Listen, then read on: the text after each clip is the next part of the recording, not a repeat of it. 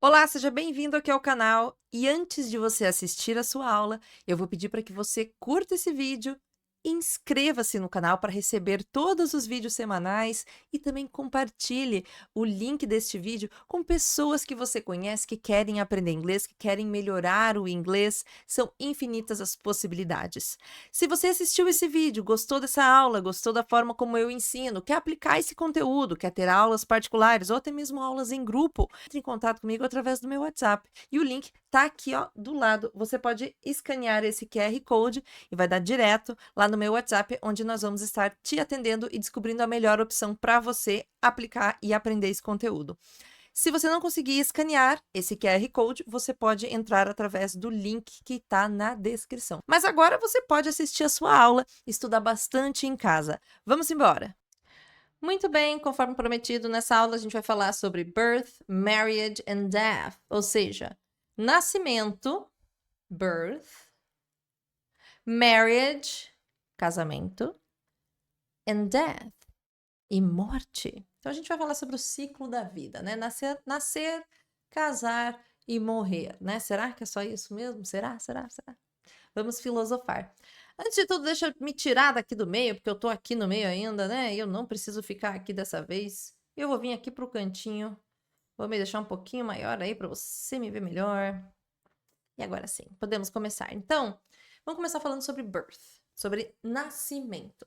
Primeiro de tudo, a palavra birth é um substantivo. Não é um verbo, não é o verbo to birth, o verbo nascer. Não. É o substantivo, é a palavra nascimento. Por isso que aniversário é birthday, é o dia do nascimento. Então, birth é a palavra nascimento. Aqui do lado nós temos a Ana, e nós vamos dizer que a Ana teve um bebê ontem. Anna had a baby yesterday. Ele nasceu às 1h15 de ontem de manhã. He was born at 1:15 yesterday morning. A 1h15 de ontem de manhã, ou seja, ele nasceu de madrugada. Nasceu a 1h15 da madrugada, nós falaríamos no português. Então, ele nasceu não é simplesmente o verbo born. Born é o verbo nasceu. Perdão, é o verbo nascer. To born é o verbo nascer. Mas para dizer ele nasceu, he was born. Para dizer ela nasceu, she was born. A gente não vai colocar simplesmente o verbo born, tá? Então, he was born e she was born. Por que a gente usa o was? Porque é o passado do verbo to be. Você já teve uma partículazinha na aula passada, né? Lá na aula de passado simples, a gente falou levemente sobre isso. Mas em breve a gente vai se aprofundar nesse assunto. Mas é o passado do is, é o passado do verbo to be. E se você nasceu, você já nasceu, né, gente? Já aconteceu. Já nasceu, já acabou aquilo, já ficou no passado. Então, por isso que a gente usa he ou she was born. Mas, teacher, e se eu for falar eu nasci? I was born. É o mesmo verbo to be, tá? I was born. Eu nasci em blá, blá, blá, blá, blá, blá. Aí a gente vai falar sobre isso, ok? Aqui na próxima parte, he weighed 3 kilograms. He weighed. Vem do verbo weigh, que é o verbo pesar. É só você tirar o ed que ele fica o verbo natural. He weighed. Weigh, to weigh, é o verbo pesar. Pode ser pesar qualquer coisa, tá, gente? Pesar banana, pesar comida, pesar pessoas, cargas. É o verbo pesar. Mas aqui eu tô dizendo que ele pesou, é o passado, ele é um verbo regular. Então, he weighed 3 kilograms. Ou seja, ele pesou 3 quilos. Ele nasceu com um pezinho de 3 quilos. Então, ele nasceu a 1h15 de ontem de manhã, yesterday morning, e ele pesou 3 quilos. No inglês britânico, é muito comum eles colocarem as horas com ponto, tá? Mas isso não é uma regra, tá? Você pode simplesmente, tranquilamente colocar 2 pontos, tá? Não precisa noiar com isso. Mas a gente percebe que é 1h15 porque tá falando de ontem de manhã, ele tá falando de horário, tá? Então, revisando, to have a baby é ter um bebê. To be born é nascer, ou to born é nascer. Mas para dizer eu nasci, I was born. Ele nasceu, he was born. Ela nasceu, she was born. Isso aqui tá aqui embaixo, caso você queira ver a escrita mais uma vez, ó. E a gente não usa só o verbo born e também não usamos o verbo no presente, tá? E o verbo pesar é to weigh. Ele pesou 3 quilos. He weighed 3 kilograms. E sim, em alguns países eles utilizam quilogramas, igual aqui no Brasil, mas outros países utilizam pounds, né, que seriam libras. Aí vai depender do país que você tiver para saber qual é a unidade de medida utilizada, ok? Aqui a gente vai ler esse parágrafo juntos e a gente vai traduzir da melhor forma possível para o português. Por exemplo, they are going to call him John, after John, his grandfather. Vamos traduzir essa parte?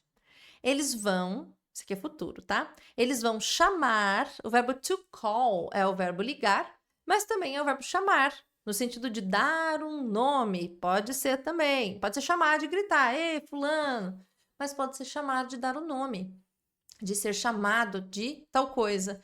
Então, eles vão chamar ele de John, call him John, after John, assim como John, seu avô. Neste contexto, a palavra after não significa depois, e sim assim como John, seu avô. Ou seja, é uma homenagem. É uma homenagem que eles estão dando para o avô da criança. Ele vai se chamar John em homenagem, assim como seu avô, John. Então, por isso que a gente usa esse after aqui. Isso é uma expressão idiomática. Não tem a ver com tradução livre e literal, tá? Seguindo em frente. His grandfather's birthday is June 16th too, but he was born in 1957. Muito bem. O aniversário do seu avô é 16 de junho também. June 16th, too. Mas o seu avô nasceu, he was born, in 1957, em 1957. A diferença é que o John Neto, né? No português fala John Neto, né?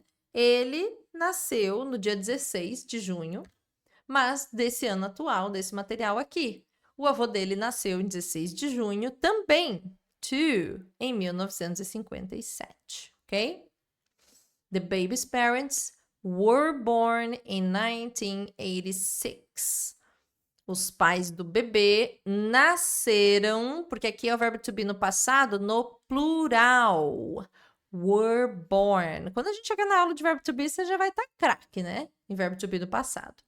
Então, were born in 1986, em 1986. Então, os pais do bebê nasceram. Eu não posso usar só o verbo born, tá? Eu tenho que botar o verbo to be no passado para depois o verbo nascer. E como eu tô falando de plural, porque são os pais do bebê, a gente usa o plural do verbo to be, que é were. Assim como no presente é are, no passado é were. Were born in 1986, ok? Então, detalhes importantes para dizer que Anna teve um bebê. Anna had a baby e não got a baby. Isso aqui não funciona, got, não funciona aqui, tá? Aquele have got que a gente viu lá no seu módulo 2, não funciona aqui, tá? E por fim, he or she was born, a gente já falou várias vezes sobre isso, ok? Então, revisando essa parte aqui, o verbo to call é o verbo chamar, é o verbo ligar ou dar nome. After, nesse contexto, é assim como, né? Birthday, aniversário, dia do nascimento, já tinha falado lá no início para você. E were é a variação plural de was, para você usar o verbo to be antes de dizer eu nasci, eles nasceram. I was born, they were born, ok? Na próxima parte, a gente vai falar sobre casamento. Marriage and wedding. Opa, tem 2 palavras para casamento. Então, a gente vai entender a diferença na próxima aula. A gente se encontra lá.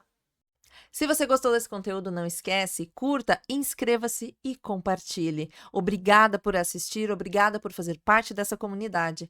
A gente se encontra na próxima aula.